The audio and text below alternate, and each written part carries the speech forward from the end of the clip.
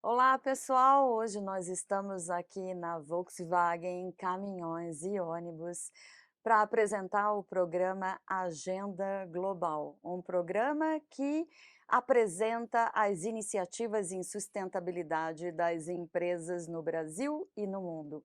Eu sou Cila Mota, embaixadora do Energy Channel TV, e tenho a honra de conversar com Marco Saltini, vice-presidente da Volkswagen Caminhões e Ônibus. Saltini, muito obrigada pelo seu tempo, pela sua disponibilidade. Gostaria que você se apresentasse para a nossa audiência antes do nosso bate-papo. Ok. Bom, primeiro eu agradeço, Cila, a oportunidade de conversar um pouco sobre as iniciativas de sustentabilidade da Volkswagen Caminhões e Ônibus. Como você disse, eu sou vice-presidente de Relações Institucionais da Volkswagen Caminhões e Ônibus.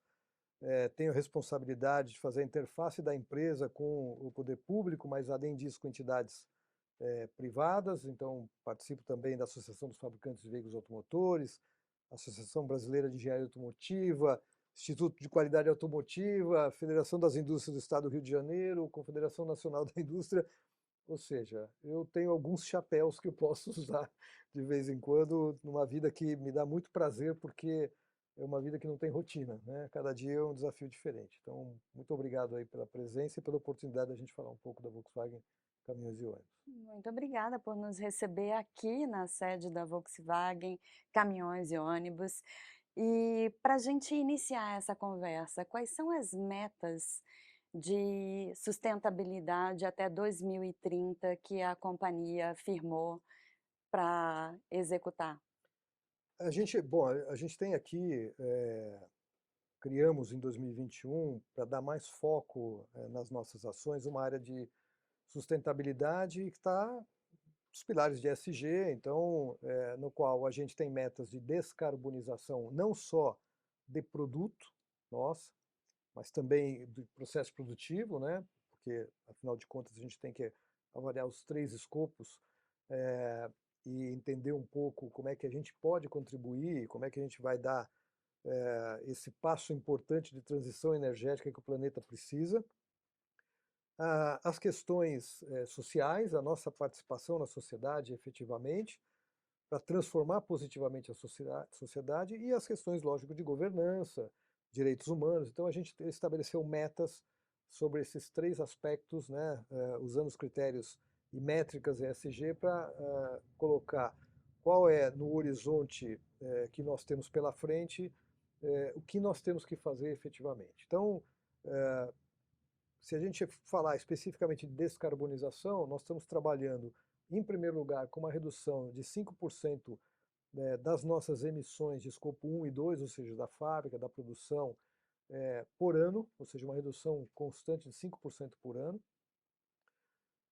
No último ano a gente já fez um pouco mais do que isso, estamos caminhando para algumas iniciativas, como, por exemplo, trocamos mais de 8 mil lâmpadas na fábrica por lâmpadas de LED com consumo menor. Hoje, 100% da energia que a gente adquire na fábrica é de fonte renovável, certificada. Então, você tem uma série de ações que a gente está focando. Agora estamos trabalhando para substituir gás natural por biometano. Então, tem uma série de ações que a gente vem fazendo sobre o aspecto produtivo, né, do nosso processo. E claro que a produtividade ajuda também a reduzir um pouco a nossa pegada de carbono. Nos produtos, a gente também tem trabalhado, primeiro, na eficiência dos motores e melhoria do consumo de combustível, que afeta diretamente emissões de CO2, então a redução da emissão de CO2, mas um pouco mais além do que isso, né? A gente vem trabalhando, isso está dentro do DNA da empresa e da nossa história, na busca de alternativas tecnológicas que possam nos ajudar a reduzir a nossa pegada de carbono, inclusive no produto, que é talvez o nosso principal foco. Então, desde 83, por exemplo, a nossa primeira iniciativa de caminhão movido a álcool, etanol hoje, a gente fala etanol, né? Uhum, Eu sou da época do álcool ainda. eu também. É.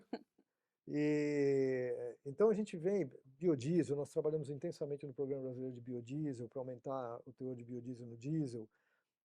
Estamos, desde 2021, desenvolvemos e estamos produzindo, a partir de 21, um caminhão 100% elétrico, desenvolvido aqui no Brasil, pela nossa engenharia, que é uma engenharia nacional, tentando entender um pouco de como é que a gente contribui com a redução das emissões, e nesse aspecto a gente começa com o caminhão de distribuição urbana, porque você depende menos de uma infraestrutura para poder fazer o carregamento desses veículos. Então, um dos grandes desafios que hoje nós temos para o setor automotivo mundial é como fazer o carregamento desses veículos, como montar essa infraestrutura, né?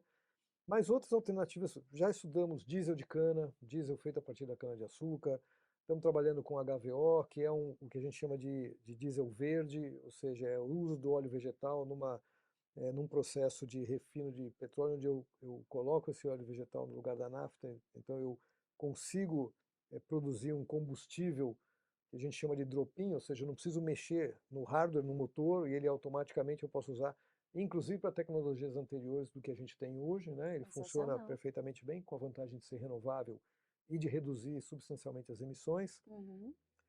Apresentamos na última FENATRAN, que é a Feira Nacional de Transporte, no ano passado, um caminhão de longa distância híbrido, que é um caminhão a diesel com um eixo elétrico. Então, você consegue, claro que isso depende muito da aplicação, mas nos primeiros testes a gente nota uma redução de 10% de consumo de combustível, de 15% das emissões. Você consegue, em alguns momentos, usar o eixo elétrico, e ele tem uma bateria normal, ele tem recuperação de energia, mas eventualmente, se essa bateria tiver com a carga mínima, ele vai rodar diesel, sem nenhum problema. Então é uma maneira de você enfrentar o longa distância sem ter uma infraestrutura adequada que hoje não é disponível, né, em boa parte do planeta, não falo só do Brasil, mas mesmo de países mais desenvolvidos. Então são alternativas que a gente vem estudando de como é que a gente pode contribuir. E além disso, a gente tem um papel fundamental aí na sociedade, na questão social. A gente tem uma série de projetos e iniciativas visando dar a nossa contribuição para a sociedade. Estamos fazendo agora, nesse momento, na região da nossa fábrica, lá em Resende e região, um projeto chamado Histórias Ilustradas, em que a gente capacita professores para poder levar mensagens, e o foco nesse aspecto é meio ambiente. Temos uma contribuição grande aqui com o GRAAC, por exemplo, em São Paulo, né, da gente poder trabalhar aí no combate e na tentativa, né, de aumentar a cura do câncer infantil. Então tem uma série de iniciativas que a gente vem trabalhando, mesmo o Hospital Pequeno Príncipe, lá no Paraná, também no combate ao câncer infantil. É uma série de iniciativas que a gente tenta usar o poder que uma empresa do tamanho da Volkswagen Caminhões e Ônibus tem para poder ajudar a transformar a sociedade. E claro, na questão de governança, principalmente questão de direitos humanos, né, que eu acho que é um ponto muito crítico hoje, e o mundo se transformou e a gente precisa realmente estar atento para evitar que algumas coisas que não devam acontecer continuem acontecendo, e a gente tem um papel importante também nessas ações. Que trajetória linda, muito bom. Fico orgulhosa de ouvir esse depoimento. É importante ressaltar também a relevância dos caminhões e dos ônibus para a nossa vida no dia a dia. Nós no Brasil temos o hábito de falar, mas por que que tem tanto caminhão, tanto ônibus? Por que que não tem mais malha ferroviária, malha hidroviária, assim como tem nos países desenvolvidos? Uhum. E a gente sabe que não é tão simples assim. O Brasil tem uma dimensão continental, tem as suas vocações regionais. E como a Volkswagen, caminhões e ônibus, potencializa essas características regionais no Brasil? Primeiro, eu acho que, se você me permitir, eu queria desconstruir alguns mitos, né? O Brasil transporta hoje mais de 65% da sua carga pelo meio rodoviário. E não temos ferrovia. A Europa 62%, Estados Unidos 70%. Claro que há uma diferença nessa distribuição de carga. Então, como a Europa tem uma malha ferroviária grande, esses caminhões são usados para a fase final da distribuição. Por quê? Porque o trilho não chega em tudo quanto é lugar, ele não avança dentro das cidades, então você vai precisar do caminhão, em qualquer momento você vai precisar do caminhão. A mesma coisa se a gente falasse, poxa, a gente podia ter cabotagem mais intensa no Brasil. Tá bom, mas o rio não vai chegar em todos os lugares. Em algum momento você vai precisar do caminhão. A grande diferença que a gente tem é que no Brasil você tem o longa distância feito pelo meio rodoviário. E a nossa posição nós somos totalmente favorável a que esses modais sejam interligados e a gente possa tirar a maior eficiência possível dele. Eu me lembro que em 2009, o então governo federal de 2009 criou um plano de logística que previa que em 2033 a participação do modal rodoviário deveria cair para 33%, mas o uso dos caminhões aumentaria. Ou seja, você teria outros modais participando. No fundo, a gente tem a oportunidade de, em um país rodoviário, você poder atender a esse país, como você mesma disse, de dimensões continentais, de uma maneira que você possa oferecer esse serviço em qualquer região do país. Por isso, produtos feitos no Brasil são um pouco diferenciados, né? Da nossa malha rodoviária, só 12% é pavimentado, né? Então, e muitas vezes com a pavimentação ruim. Sim. Então você tem necessariamente que fazer um desenvolvimento específico para esse produto rodar aqui. Produtos mais robustos. Se você comparar a Europa com o Brasil, o nível de carregamento é muito diferente. A Europa vai até 40 toneladas, a gente vai até 74 toneladas. Então, muda muito essas coisas. E o que a gente não pode perder de vista é a necessidade absoluta que a gente tem que fazer a economia girar, né? Então, seja o transporte de pessoas através dos ônibus, que o transporte rodoviário de carga, é fundamental que você tente otimizar esses sistemas e usufruir da melhor maneira possível. Uhum. É, claro que você fala assim, por que a gente tem bastante caminhão e ônibus? Bom, talvez ônibus é um dos motivos que a gente deveria entender por que a gente não tem um transporte coletivo de massa mais atuante e mais efetivo. Uhum.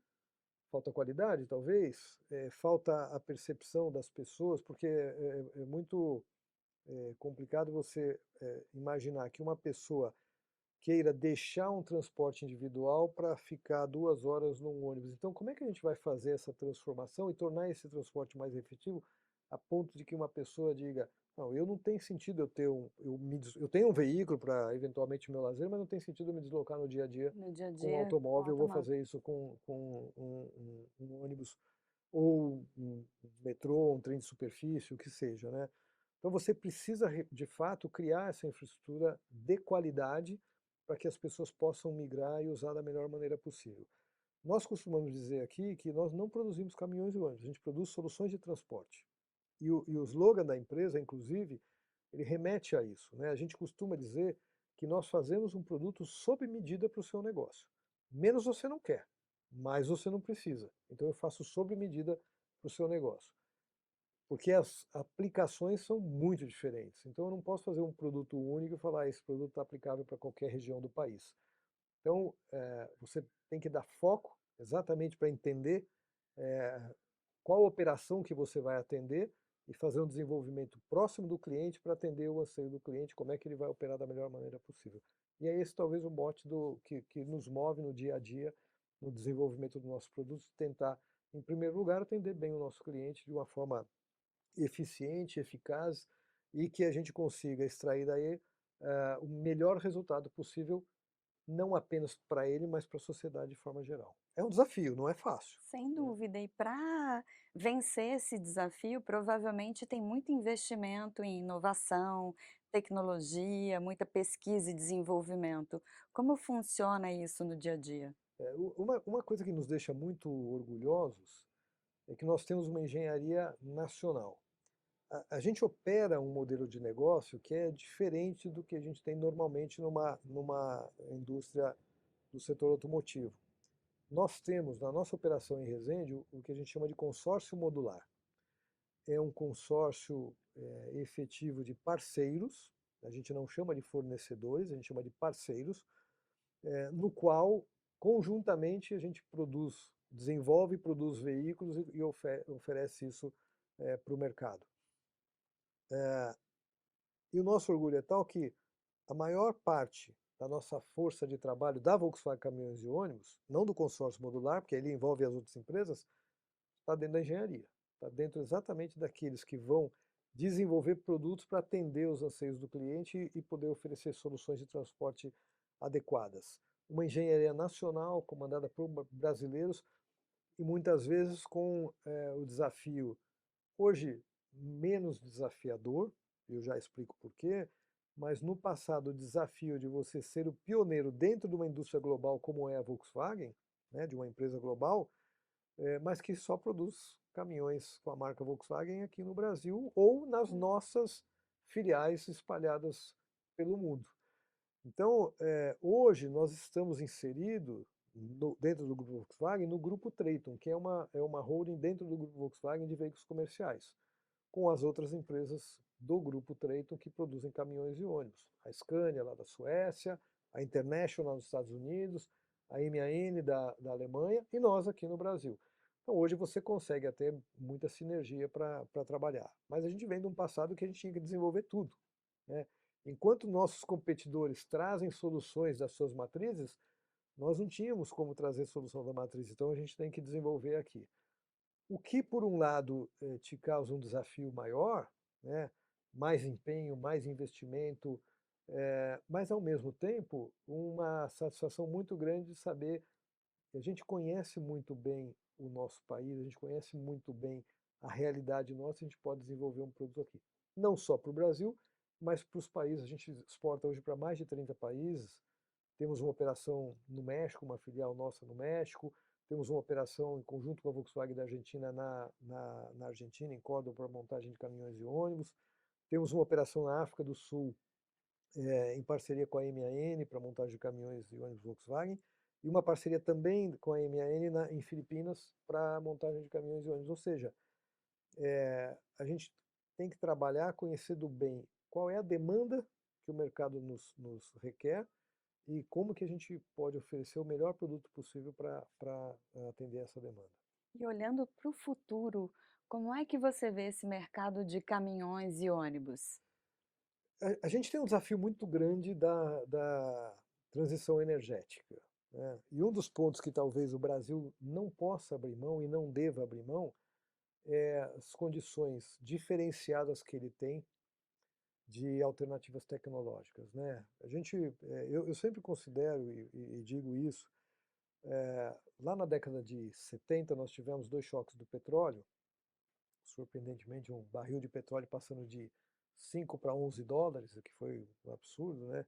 Hoje a gente paga 70, 80 dólares um barril de petróleo, chegamos a 140 já no passado não muito distante, mas isso fez com que o Brasil procurasse uma alternativa, porque o Brasil não era autossuficiente na produção de petróleo, importava, isso afetava diretamente a balança comercial, e ele encontrou uma alternativa que foi o programa do álcool, na época chamado o Proálcool, e talvez seja o maior programa de energia alternativa do setor automotivo do mundo. Ninguém tem um programa do jeito que o Proálcool funcionou e que Continua depois funcionando. continua funcionando, mas a gente teve aí alguns tropeços até o advento dos motores flex, que aí permite que o cliente possa decidir como é que ele quer abastecer o veículo, né? E esse é um mecanismo também que permite que a gente faça uma descarbonização mais rápida. Hoje você tem mais de 40 milhões de veículos flex leves, né, rodando, que basta que você garanta que eles hoje sejam abastecidos com etanol, você já contribui enormemente para a descarbonização, né? O que precisa para fazer isso? Resolver a parte mais sensível do ser humano, que é o bolso. Criar condição para que seja viável economicamente abastecer com etanol. Hoje, os dados apontam aí que apenas 30% do uso dos veículos flex é feito com etanol. E varia muito em função exatamente de preço. Sim. O proprietário do veículo avalia, bom, o que compensa mais no meu modo de usar, eu usar? Quanto que está o preço do álcool, quanto está o preço da gasolina? E ele faz uma conta e toma a decisão dele como é que ele vai fazer. Mas migrando para o nosso core business, que são veículos pesados, comerciais, a gente também tem alternativas. O biodiesel, o HVO, que é uma possibilidade da gente trabalhar, e também a eletromobilidade, né? A gente está, de fato, vendo uma transformação muito grande, mundialmente falando, e o Brasil também passa por isso. Talvez não da forma tão ordenada como a gente entenda que deva ser feito, mas você vê hoje muitas prefeituras, o Brasil ele opera basicamente por um sistema de concessão do transporte público, né? Uhum. E você vê isso hoje muitas o poder concedente, muitas prefeituras, induzindo o uso de veículos, de ônibus elétricos, né? O grande problema é que você precisa recarregar esses ônibus elétricos, E a você precisa de uma infraestrutura de infraestrutura. carregamento, né? Eu sempre uso um exemplo assim, se a Sila quiser comprar um carro elétrico, instalar um wallbox na casa dela, carregar o carrinho dela lá, ela vai Na conseguir tomada. carregar. Se ela não quiser instalar um wallbox e carregar uma tomadinha 220, vai demorar um pouco mais, mas ela consegue carregar. Sim. Então uma coisa é você carregar um carro, a outra coisa é você imaginar uma garagem de ônibus que vai ter, sei lá, 80, 100 ônibus elétricos que vão chegar lá 1 e pouco da manhã, porque estavam transportando pessoas, tem que fazer uma manutenção que não estou nem falando de sistema de propulsão, ou seja, não estou nem falando de motor elétrico, bateria. Imagine um balaústre solto, um banco que quebrou, que precisa ser substituído, então precisa fazer uma manutenção, precisa fazer uma higienização, né, para Uhum. o dia seguinte, e às 4h30 da manhã ele está saindo para ir para a rua. Ele abastecia os veículos a diesel em 15 minutos, agora ele vai demorar 3 horas para carregar um ônibus. Então, como é que ele faz para carregar todos esses ônibus ao mesmo tempo? Ah, bom, dá? Dá, claro que dá, mas eu tenho que ter uma infraestrutura, às vezes eu vou ter que ter uma subestação próxima.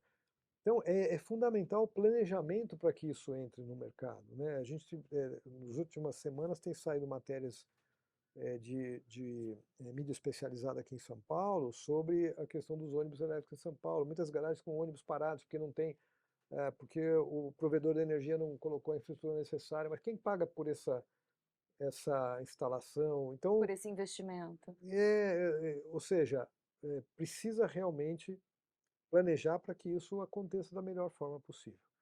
No final das contas, a gente não pode permitir que a sociedade pague um preço maior do que ela realmente deveria pagar por isso. O benefício é para todos. A gente precisa entender como fazer isso de uma forma adequada para a sociedade. Porque a gente pode falar o que quiser, mas no final das contas, quem paga essa conta somos nós, né? Que Cada um de contribuímos nós. com nossos impostos, que fazemos o nosso dever, né, de fazer essa economia girar e pagar a nossa parte, o nosso quinhão lá do desenvolvimento que a gente espera que aconteça. Só decide de que bolso vai tirar, do contribuinte ou do consumidor.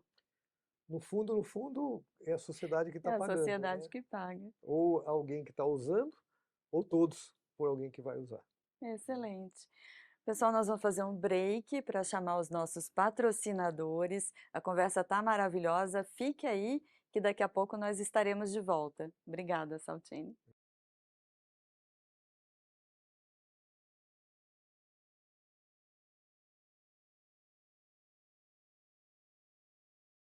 Estamos de volta com o Energy Channel TV, apresentando o programa Agenda Global, hoje aqui na Volkswagen Caminhões e Ônibus, junto com Marco Saltini, vice-presidente dessa unidade.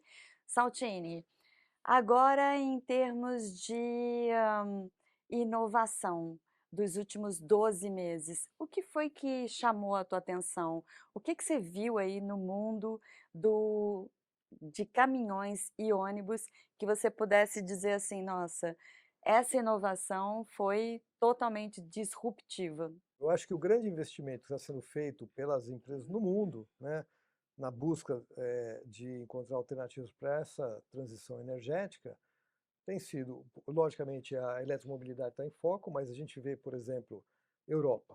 A Europa estabeleceu limites específicos de redução de emissão de CO2, o que forçosamente vai fazer com que você tenha uma presença maior de veículos zero emissões, né? A alternativa hoje é um veículo elétrico, você tem que equacionar a questão de carregamento, porque Uhum. mesmo que você fale, ah, poxa, a Alemanha é pequena, tá bom, mas o caminhão não vai rodar da Alemanha, vai para a Áustria, da Áustria vai para a Itália, da Itália vai para a Espanha, e assim por diante.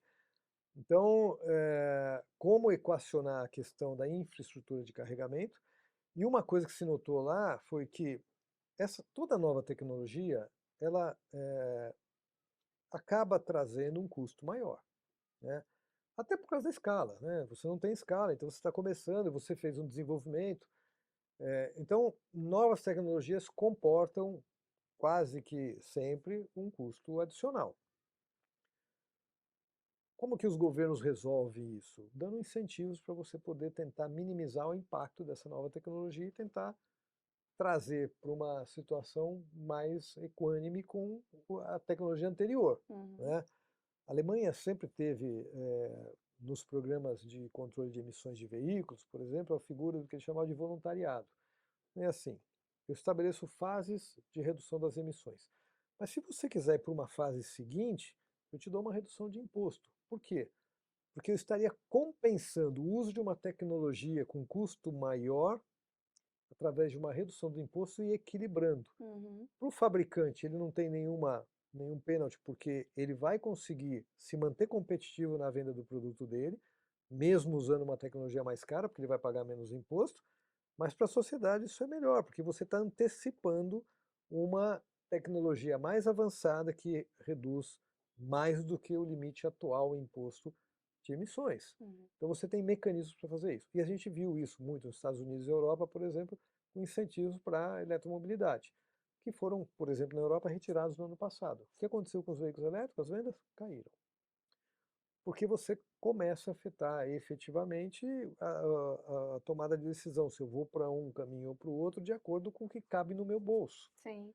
Então, se aquilo deixa de caber no bolso do consumidor, ainda que ele queira a tecnologia, ele Ele faz conta. acaba não adquirindo, né? As pessoas são assim, e principalmente no caso de veículos pesados, onde você está ali trabalhando com frete ou tarifa de ônibus. Uhum. Ou seja, esses impactos eles refletem diretamente na inflação. Por exemplo, se eu aumento o custo do frete porque eu estou com uma tecnologia mais avançada e isso vai custar mais caro, isso vai impactar a inflação. Se eu aumento o custo da tarifa pública de ônibus, vai afetar. Então você precisa encontrar um mecanismo que permita que a tecnologia chegue sem impactar demasiadamente e você tem alguns mecanismos para fazer isso de incentivo. Quando você tira esse mecanismo, as coisas voltam a estaca zero, então você passa a ter um problema. O que a gente andou vendo nos últimos tempos é um pouco isso. Uma retração das vendas de veículos elétricos porque você tirou o Os incentivo lá na incentivos. Europa.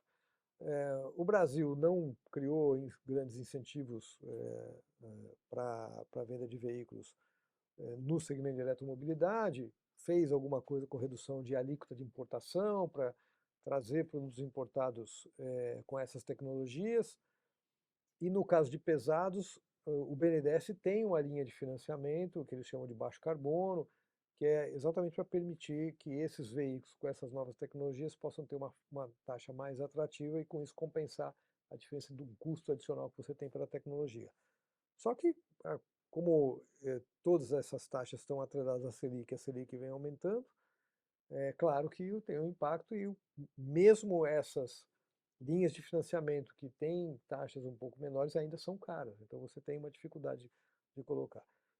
O que se fala muito no setor de transporte comercial, seja de carga ou de passageiros, de novas tecnologias, é um caminho para a eletromobilidade, mas que pode passar antes por uma hibridização, culminando eventualmente lá com hidrogênio lá na frente. O hidrogênio é uma questão que precisa ser bem analisada em função da eficiência que eu tenho. Primeiro, de como é que eu vou produzir esse hidrogênio, porque muita gente fala, o Brasil, o potencial para produzir hidrogênio verde, nós vamos... Ok, mas vamos ver como é que a gente vai fazer isso, Quanto né? custa?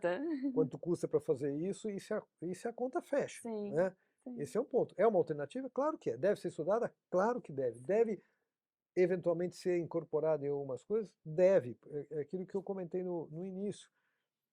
A gente fala de solução de transporte e ela pode ser diferente para cada aplicação. E Uhum. é esse, talvez, é, o conceito que a gente precisa utilizar para entender aonde é melhor ou pior utilizar uma tecnologia ou outra. Onde eu tenho mais vantagens, olhando de forma geral, de uma tecnologia em relação à outra. Então, muitas vezes você fala, poxa, mas ali você vai usar um caminhão a diesel ainda? Espera um pouquinho, mas cabe ali um elétrico? Eu vou ter como carregar ou Uhum. vai ficar parado? Esses dias eu vi uma reportagem que falava assim, o que